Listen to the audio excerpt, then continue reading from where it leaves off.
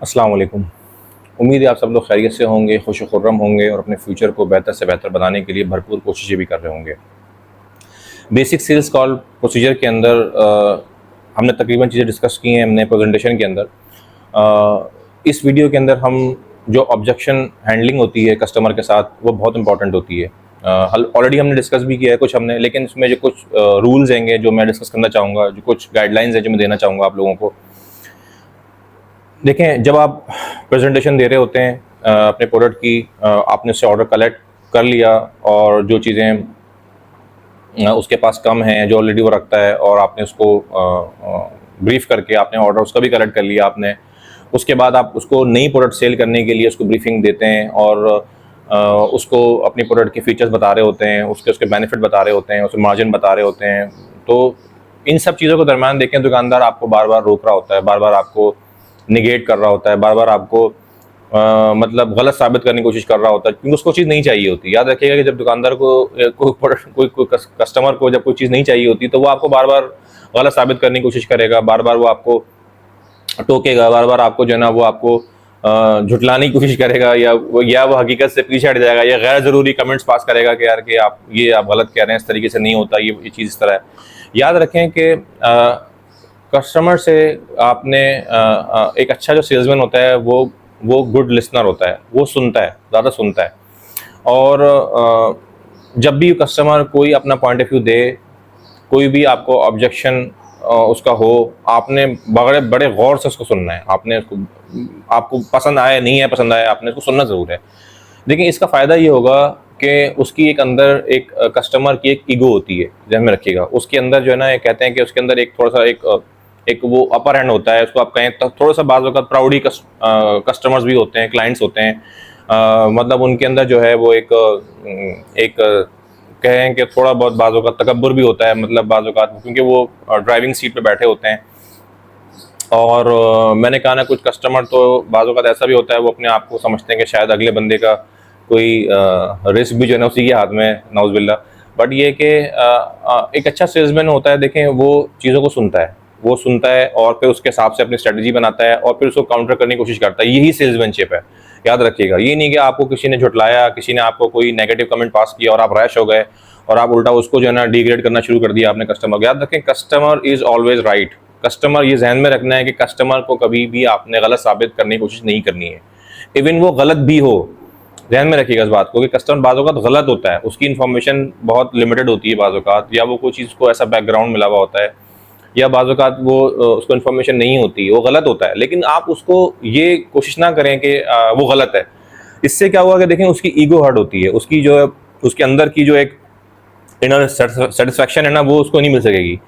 तो बाज़ औक़ात कुछ कस्टमर होते हैं, वो अपनी भड़ास निकालते हैं, बाज़ औक़ात वो गुस्सा होता है, आपसे पहले कोई सेल्समैन आया, बदतमीज़ी करके गया है, कोई कस्टमर आया, उसको सुना के गया है, बाज़ औक़ात वो घर से कोई लड़ झगड़ के आया हुआ है, तो सारा गुस्सा वो किस पे निकालेगा? कमज़ोर पे निकालेगा ना। आप कौन है? कमज़ोर हैं आप, क्योंकि आप उससे बिज़नेस लेने के लिए आए हैं, आप हम्बल अप्रोच है, आप उसकी बात सुन रहे हैं। तो बाज़ औक़ात कस्टमर जो है ना, वो थोड़ा सा गुस्सा निकालता है अपना। सबकी बात नहीं हो रही, लेकिन बाज़ औक़ात ऐसा होता है, क्योंकि जब आप पीपल हैंडलिंग करते हैं, जब आप कस्टमर से मिलते हैं, तो आपको हर तरह कस्टमर मिलता है।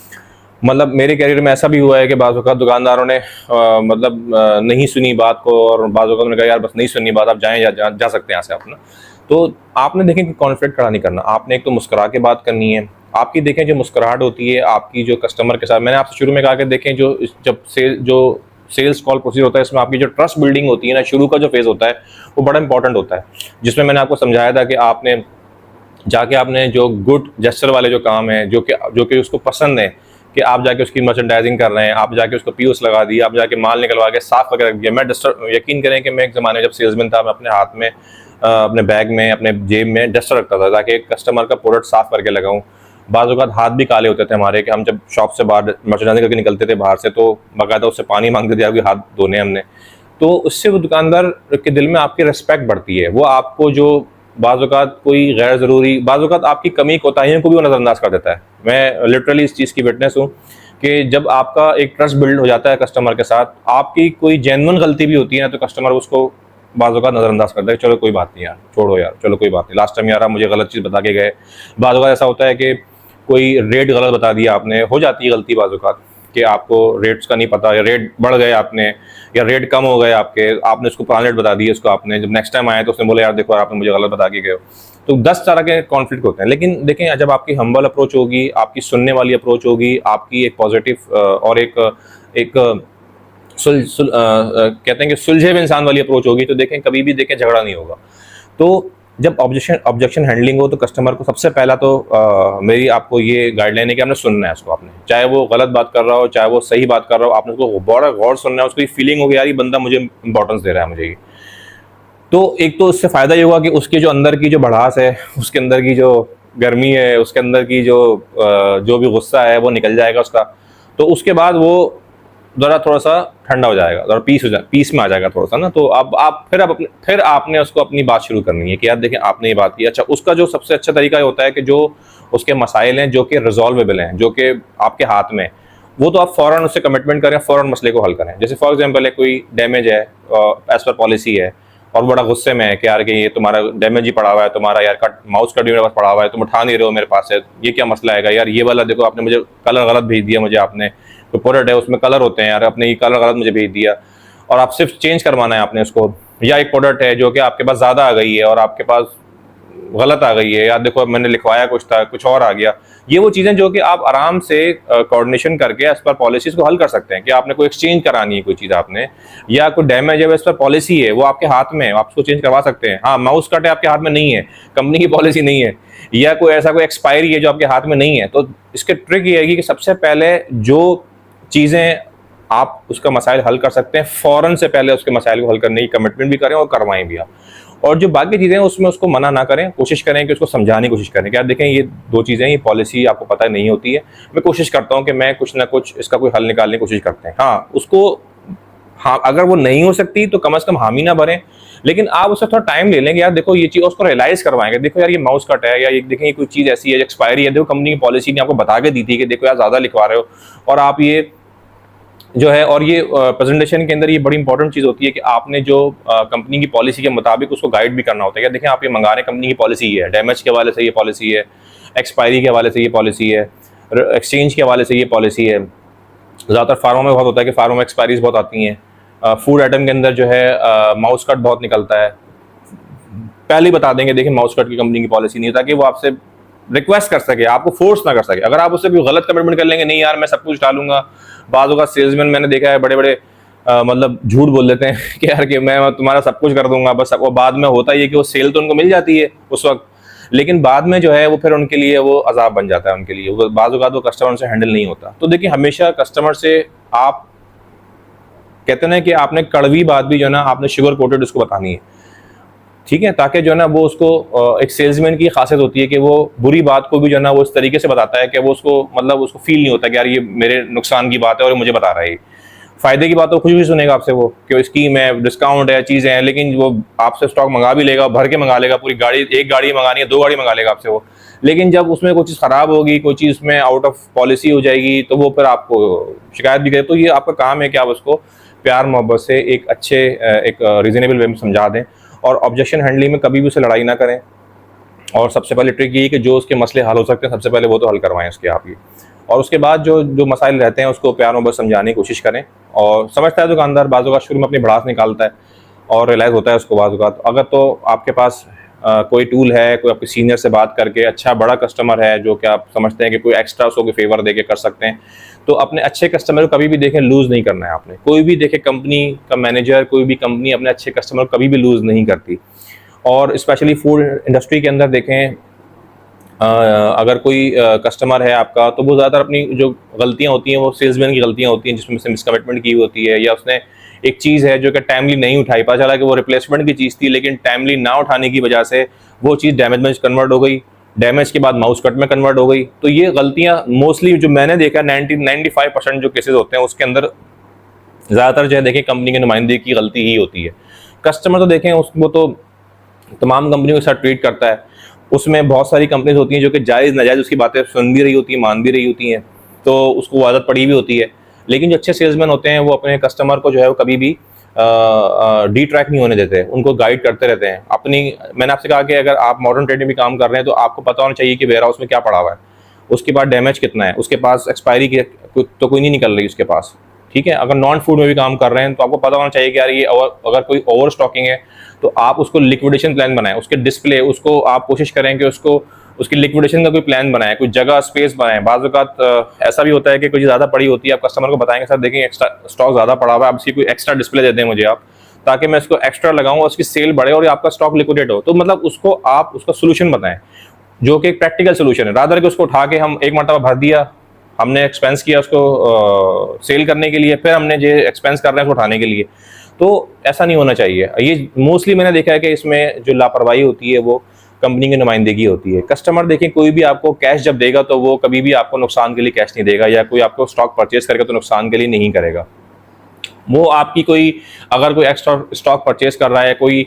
इररेलेवेंट प्रोडक्ट खरीद रहा है तो वो आपकी ही कमिटमेंट के ऊपर खरीद रहा है, आपकी शक्ल देख के खरीद रहा है। अगर आप ही उसके ख्याल नहीं रखेंगे या उसको आप गलत चीज़ बेच के चले जाएंगे उसको आप, तो बाद में फिर आपकी कंपनी की रेपुटेशन भी ख़राब होगी, आपकी भी रेपुटेशन ख़राब होगी, और सबसे बढ़ के ये है कि आपका कस्टमर आपका लूज़ होगा आपका। तो ऑब्जेक्शन हैंडलिंग के अंदर जो है इस फेस के अंदर जब आपकी प्रेजेंटेशन चल रही है, चीज़ें हो रही हैं, तो चीज़ें नोट करते रहें उसकी आप, और बड़ी हम्बल तरीके से उसको आपने समझाना है, कन्विंस करना है, उससे लड़ना नहीं है, उसको झुटलाना नहीं है, उसकी ईगो का ख्याल रखना है आपने उसको, क्योंकि देखें आपसे बढ़ के उसकी ईगो है। ये ज़हन में रखिएगा, सेल्समैन देखें जब होता है तो वो सेल्समैन जो सेलिंग अप्रोच होती है बड़ी हम्बल होती है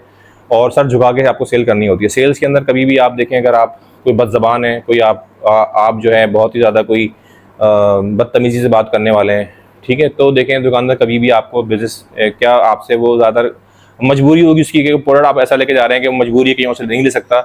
तो बस वो आपसे वो काम की बात करेगा और आपको इतना बिजनेस देगा जो कि मजबूरी है उसकी, लेकिन वो आपकी रेस्पेक्ट नहीं करेगा, आपको याद अच्छे अल्फाज में याद नहीं करेगा। अच्छा सेल्समैन होता है जिसको कस्टमर भी नाम से याद रखे कि यार हाँ जी नासिर आप कहाँ थे यार, क्यों नहीं आए पिछले वीक यार, कहाँ गायब हुआ। अगर कस्टमर जिस दिन आपको नाम से याद करना शुरू कर दे, याद रखें कि आप एक अच्छे सेल्समैन बनने की तरफ जा रहे हैं,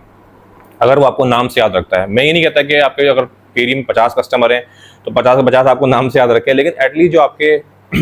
टॉप कस्टमर्स हैं, जो कि टॉप के 20% कस्टमर हैं आपके, 8-10 मेन कस्टमर हैं आपके, वो तो कम से कम आपके साथ उनके अच्छे रिलेशन हो, जो कि आपकी शक्ल पहचानते हो, जो आपसे नाम से आपको याद करें, तो ये एक अच्छे सेल्समैन की जो है वो पहचान होती है। तो इस ऑब्जेक्शन हैंडलिंग के अंदर कभी भी कोई आपने कोई ज़िद बहस नहीं करनी है आपने,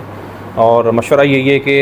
हाँ बाज़ों का दुकानदार बिल्कुल ही रूड हो जाए, बिल्कुल ही कोई ज़िद पे आ जाए, बदतमीज़ी पे उतर आए। बाज़ों का दुकानदार बदतमीज़ी पे उतर आता है, कस्टमर आपका बदतमीज़ी पे उतर आता है, और किसी वजह से भी हो सकता है आपका कोई रिमार्क्स उसको बुरा लग गया, बाज़ औक़ात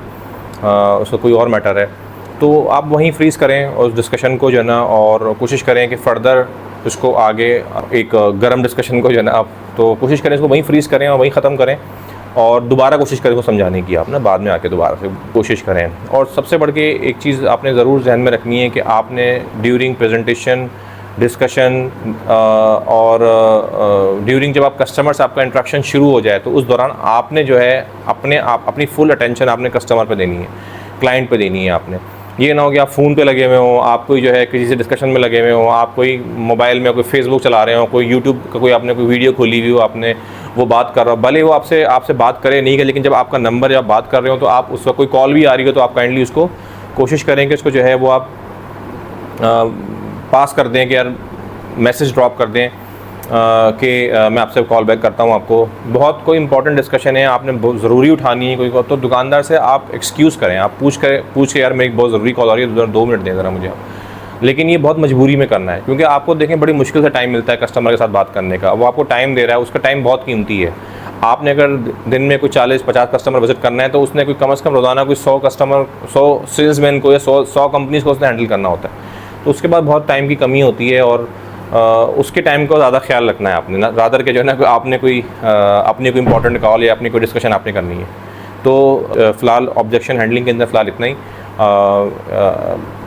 इंशाल्लाह नेक्स्ट वीडियो के अंदर हम इसी बेसिक सेल्स कॉल प्रोसीजर के जो एक दो चीज़ें और रह गई हैं हम वो डिस्कस करेंगे इंशाल्लाह। अपना ख्याल रखिएगा, अपने हल्के बाप का ख्याल रखिएगा, और आपके आसपास जो भी ज़रूरतमंद लोग हैं उनका ख्याल रखिएगा। अल्लाह हाफ़िज़।